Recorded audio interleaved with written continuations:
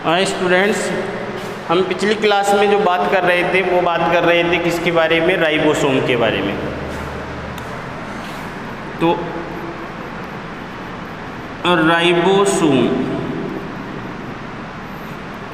Ribosome जो है मुख्यतः किसका बना होता है, आरएनए और प्रोटीन का बना होता है। तो यहाँ पर दो प्रकार के राइबोसोम की हमने बात की थी, एक 70S राइबोसोम और एक दूसरा होता है 80S राइबोसोम। ये राइबोसोम जो है किस किस से मिलकर बना होता है, आरआरएनए, राइबोसोमल आरएनए, और दूसरा होता है प्रोटीन।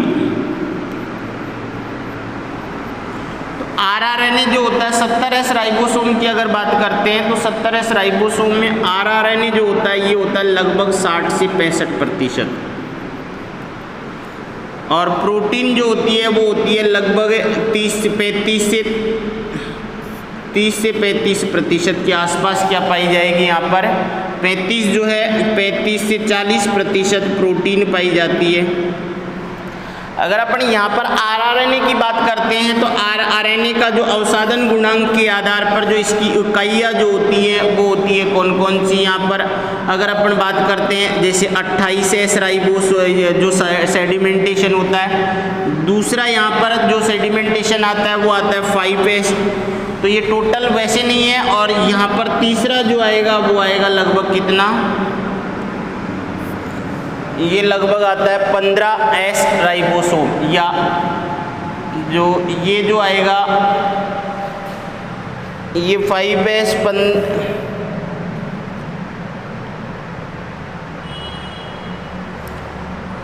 तो ये जो आता है ये लगभग आएगा कितना, 28S 5S लगभग 16S राइबोसोम। तो ये राइबोसोम जो आरआरएनए जो होता है इसका अगर सेडिमेंटेशन निकालते हैं तो इस आधार पर इसकी कितनी उप इकाइयाँ बनती है, 3 उप इकाइयाँ बनती हैं। और तो ये दोनों उप इकाई जो हैं ये जुड़कर क्या बनाती है, ये 70S राइबोसोम जो होता है उसकी जो बड़ी उप इकाई होती है जिसको बोलते हैं 50S, ये बनाती है। तो ये होती है बड़ी उप इकाई, और ये जो है ये बनाती है छोटी उप इकाई, अर्थात ये जो है ये बनाती है 30S उप इकाई बनाती है। तो ये होती है छोटी उप इकाई।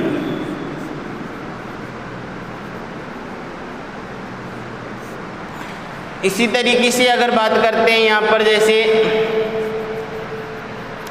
80S राइबोसोम की, तो यहाँ पर भी क्या होगा, आरआरएनए पाया जाएगा और प्रोटीन पाई जाएगी। यहाँ पर लगभग आरआरएनए और प्रोटीन का जो पोर्शन होता है वो लगभग क्या होता है, बराबर होता है। तो ये जो होता है ये तो आता है 45 से लेकर लगभग कितना प्रतिशत, ये 45% के आसपास होता है और 55% के आसपास होता है। अगर इसकी ये आरआरएनए है और इसकी अगर देखते हैं तो ये सेडिमेंटेशन के आधार पर कितनी उप इकाइयों का बना हुआ पाया जाता है, ये 4 उप इकाइयाँ जो होती हैं, जैसे 28S 5S या 5.8S आएगा यहाँ पर 5S 5.8S, और दूसरी जो आती है वो आती है लगभग 18S की सब यूनिट। तो ये तीनों जो हैं ये तीनों तो मिलकर क्या बनाती है, बड़ी उप इकाई बनाती है, और ये जो है ये बनाती है छोटी उप इकाई। ये टोटल नहीं है, ये सेडिमेंटेशन के आधार पर अलग अलग उप इकाइयाँ बनती है। तो ये बड़ी उप इकाई जो है 70S की वो होती है 60S, और ये छोटी उप इकाई जो होती है ये होती है लगभग कितनी, 40S उप इकाई। तो इस तरीके से राइबोसोम जो है किससे बना होता है, आरआरएनए और प्रोटीन मुख्यतः पाई जाती हैं। अगर यहाँ पर अगर और बात करते हैं छोटी उप इकाई और बड़ी उप इकाई की, तो राइबोसोम जो होता है 2 उप इकाइयों से, राइबोसोम बड़ी व छोटी 2 उप इकाइयों से मिलकर बनता है। तो छोटी बड़ी उपिकाई जो होती है इसकी वो होती है गुंबदाकार,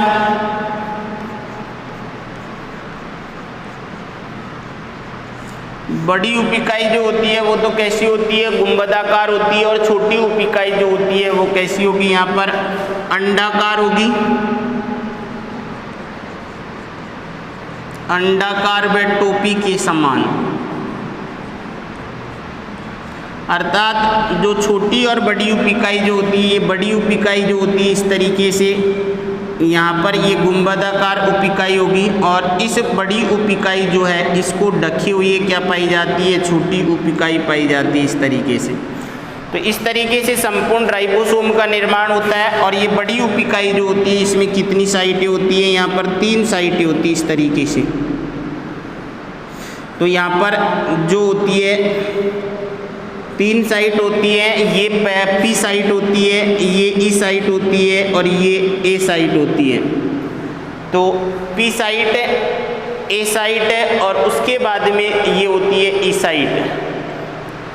तो ये 3 साइट होती है इस तरीके से। तो यहाँ पर ये राइबोसोम आरएनए से जुड़ती है, ये जो होती है राइबोसोम इस तरीके से किससे जुड़ता है, आरएनए से जुड़ता है। और आरएनए से जुड़ने के बाद में राइबोफोरिन प्रोटीन के जो यहाँ पर, क्योंकि आरएनए और राइबोसोम दोनों ही मिलकर किसका निर्माण करते हैं, राइबोसोम का मुख्य कार्य क्या होगा, प्रोटीन का निर्माण।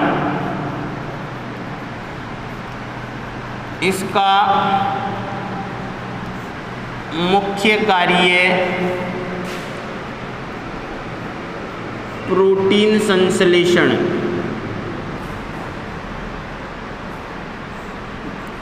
करना होता है।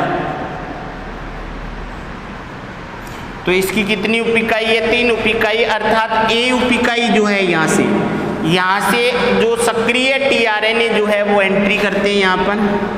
तो यहाँ पर सक्रिय टीआरएनए, ट्रांसफर आरएनए राइबोसोम में प्रवेश करते हैं।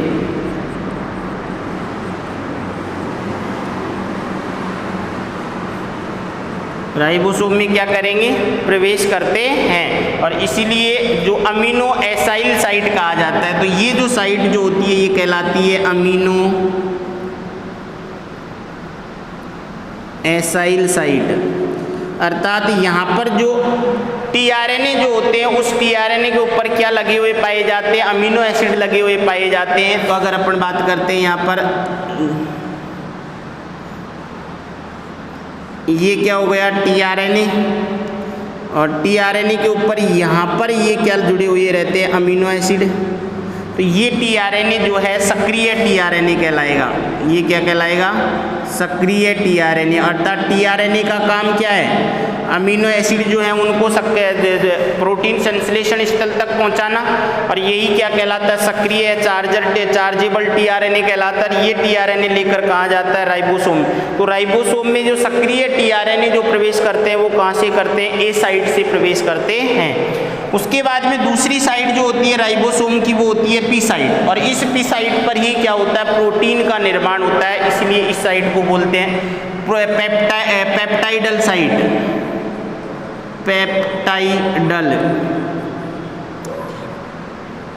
Peptidyl site. अर्थात इसी साइट पर, इसी स्थल पर किसका निर्माण होता है, प्रोटीन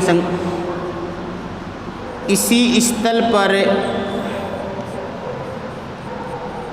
प्रोटीन श्रृंखला का निर्माण होता है। तो राइबोसोम जो होता है, उस राइबोसोम की जो पी साइट होती है उसी पी साइट पर किसका निर्माण होता है, प्रोटीन श्रृंखला का। अर्थात प्रोटीन श्रृंखला क्या होगी, एमिनो एसिड जो है जुड़ेंगे एक के बाद एक पेप्टाइड, जो पेप्टाइड बॉन्ड के द्वारा, और पेप्टाइड श्रृंखला का निर्माण होगा। और जो ई साइट होती है राइबोसोम की, ये ई साइट जो है इससे जो डिस्चार्ज टीआरएनए जो है, अर्थात विदाउट किसके हो जाएंगे, अमीनो एसिड के। अमीनो एसिड तो पेप्टाइड श्रृंखला के निर्माण में काम में आ जाएगी प्रोटीन में। और प्रोटीन के बाद में जो डिस्चार्ज टीआरएनए बच जाता है, वो डिस्चार्ज टीआरएनए यहाँ से क्या हो जाता है, बाहर निकल जाते हैं। एग्जिट साइट कहा जाता है इसे, एग्जिट साइट। इसी साइट से इसी साइट से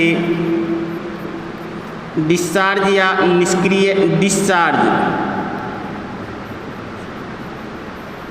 डिस्चार्ज टीआरएनए बाहर निकलते हैं। तो डिस्चार्ज टीआरएनए जो है वो इस साइड से क्या हो जाएंगे, बाहर हो जाएंगे। तो राइबोसोम जो होता है, राइबोसोम की दो उपिकाई होती है, एक बड़ी उपिकाई एक छोटी उपिकाई। बड़ी उपिकाई जो होती है गुंबदाकार होती है और छोटी उपिकाई उसको ढकी हुई क्या पाई जाती है, उसके ऊपर छोटी उपिकाई जो होती है टोपी के समान संरचना का क्या कर देती है, निर्माण करती है। उसके बाद में अगर बात करते हैं यहाँ पर जो इनका जो संयोजन जो होता है छोटी और बड़ी उपिकाई का, वो संयोजन डिपेंड करता है। यहाँ पर अगर बात करते हैं छोटी और बड़ी उपिकाई जो है, बड़ी उपिकाई का संयोजन किसके ऊपर डिपेंड कर रहा है, मैग्नीशियम जो होता है उस मैग्नीशियम की सांद्रता पर।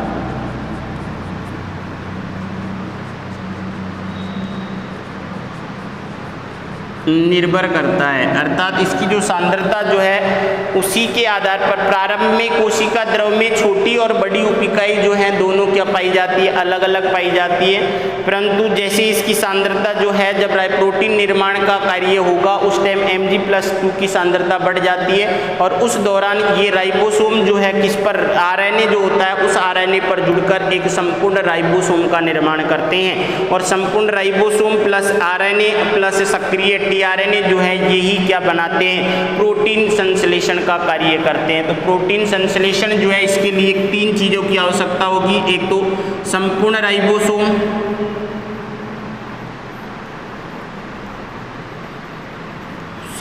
राइबोसोम, सक्रिय टीआरएनए और तीसरा जो होता है एमआरएनए जो मैसेंजर आरएनए। तो ये 3 चीज मिलकर ही किसका निर्माण करते हैं। अब राइबोसोम की संपूर्ण राइबोसोम कब बनेगा, जब Mg+2 की सांद्रता बढ़ जाएगी। तो सांद्रता के ऊपर डिपेंड करता है किसकी, Mg+2 की सांद्रता। राइबोसोम की संगठन की अगर बात करते हैं तो राइबोसोम के संगठन में क्या क्या पाए जाते हैं, यहाँ पर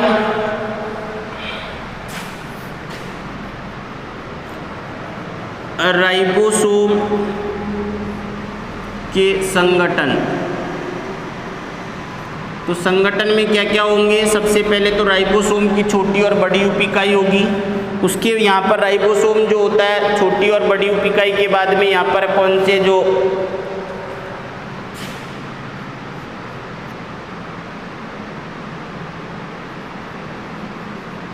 राइबोसोम, या अपन बोल सकते हैं इसको आरआरएनए।